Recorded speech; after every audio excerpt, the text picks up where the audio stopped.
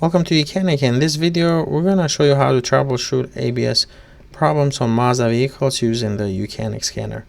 Here we have a 2021 Mazda CX-9, and we're going to plug the YOUCANIC adapter into the OBD2 port. And then once you have done that, what you need to do is you just need to turn on the ignition by pressing it twice without pressing the brake pedal. And all your dash lights are going to turn on. And once you have that, then you can go ahead and turn on the YOUCANIC scanner. And then go to diagnostics, select Mazda. You can do manual selection where you just select whichever Mazda model you have. We can do CX-9 and then select the engine. But the easier thing to do, I'm just going to go back, is to do Smart VIN, because that will just automatically select whichever software Mazda model you have. It will select it for you. So you can see here 2021 Mazda CX-9. So go to Quick Scan, will show you, go through all the control modules on the car and then show you present fault codes and a summary. But if we go to control modules, we can go to ABS, and then you can go to read codes, and you turn on the ignition, which we already did.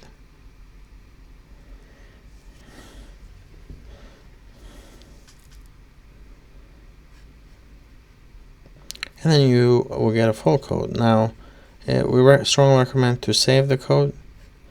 And then it says invalid data received from a ECM, electronic control module, powertrain control, engine control module, basically. So these codes, sometimes you might have 5, 6, 10 codes in here. They could have happened 2 years ago once and they never happened again. So the best thing to do is to save it first, just so you can always look at it later. But you can come in clear codes, hit that, and it will clear the codes, and then you can drive the car. If the issue is still present, that code or the one that's a current issue is going to come right up under reading when you reread the codes. So yeah, I'll show you here how easy it is to clear the codes. You turn on the ignition, it's going to clear the codes, and cycle the ignition off and then back on again.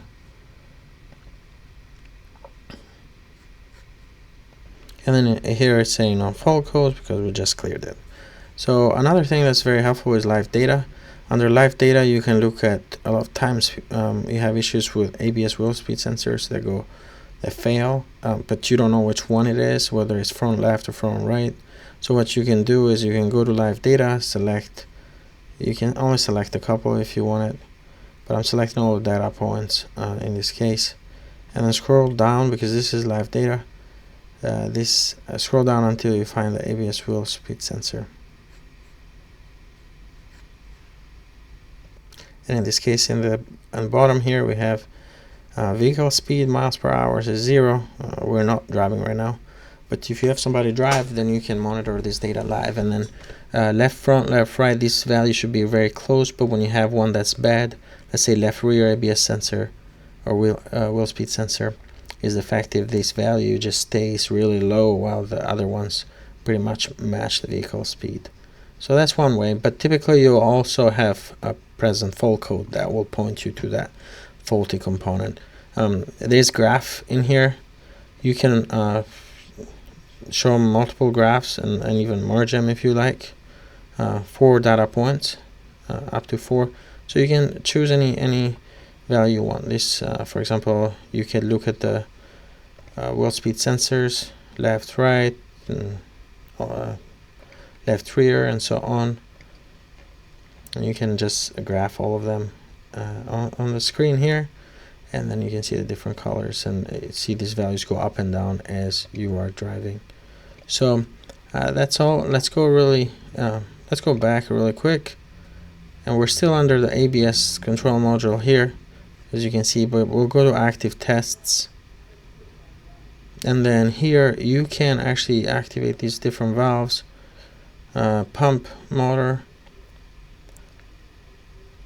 and so on. So like if you were doing a bleed, for example, ABS bleed, you can activate the ABS pump from the scanner. You just turn it on. And also, let me show you another place where you can do that as well. So let's exit the ABS control module. This is the list of all the different control modules that are on this car. There's 30. exit this by going back. We can go all the way to the home screen and go to maintenance, and then go to ABS service. We kind of really accessing the same menu in a different way. This right here is only focused on doing an ABS bleed. So sometimes in the instructions, there's more instructions here for the ABS bleeding procedure. So you might want to check this, but technically you're still controlling the ABS pump that we saw earlier. In this particular year, that function is not covered under the maintenance function here. But if we go back to where we were, we can still turn on the ABS pump from there. And sometimes, like things like this, they just get updated with new software update, and then you have the function under there as well. So that's it. Thank you for watching YOUCANIC, where you can be the mechanic. Have a good day.